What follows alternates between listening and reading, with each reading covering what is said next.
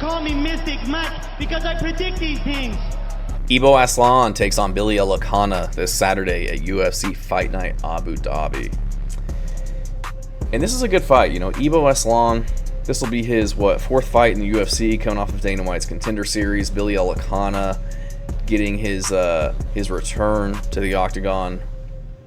Fought Bogdan Guskov back in January on short notice. Didn't go his way. Had a good showing of himself in the first round, but after that was just kind of gassed, and didn't have a lot to bring against Aslan. But Aslan had a decent performance against Anton Turkalj in his UFC debut.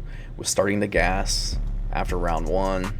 It was very close going into the third before he landed the overhand right to get Anton Turkalj out of there. After that, Rafael Sarkera got the standing TKO win over Rafael Sarkera, who was, I think he was 11-0 before coming into the UFC, but since then it's just looked awful. Got TKO'd twice by Buchecha and Ibo Aslan early. Didn't have the best record heading into it, so I don't know how I really rate that one. But Aslan did just lose to Ion Cutelaba. Was doing a decent job at defending takedowns and getting back up to his feet, getting some respect on the feet, but eventually got taken down by Cutelaba. I'm not sure if he really gassed, but he did give up mount and then got arm triangle choke. So not the best grappler. Doesn't really have the best grappling game. He's got, I think, 81% takedown defense. Likes to keep it on the feet and kind of bang and throw hammers with guys. And I think he gets this one done just because Billy Elekana, he's got a takedown game. We saw that in his debut against Guskov. Got the takedown immediately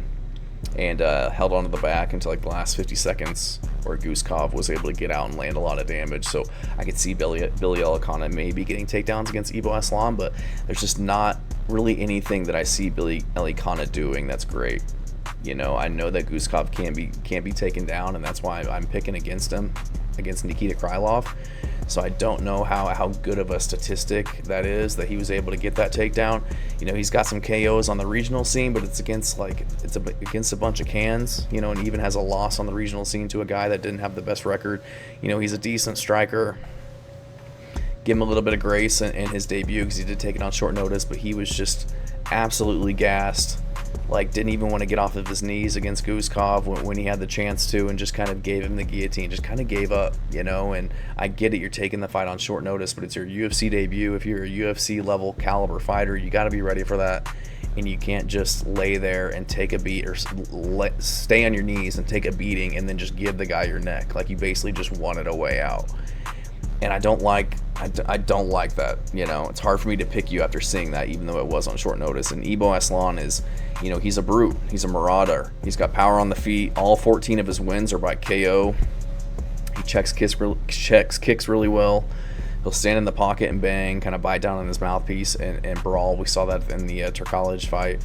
Has a really heavy forward pressure style, very aggressive, kind of wings punches at time, throwing haymakers. But that kind of style leads him to kind of gas.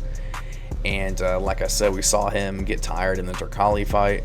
And with the style that he has, throwing a bunch of haymakers, it works for him a lot of the time, getting guys out of there before the distance. But if it doesn't, it causes him to tend to gas and get tired. And, and when you're not used to going the distance and fighting 3 rounds on a regular basis, it's hard to kind of be efficient with your strikes and to manage your gas tank and kind of know how to pace yourself. So that is a concern that I have with him, along with him not moving his head very well.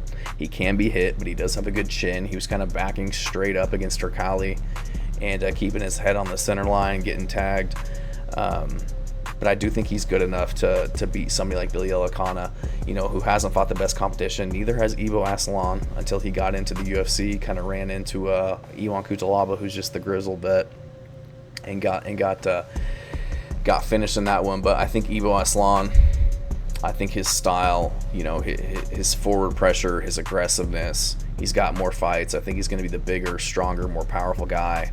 I don't think that Billy Elekana is going to be able to hang with him on the feet. I don't think he's going to be able to get the takedowns that we've seen him get in the past.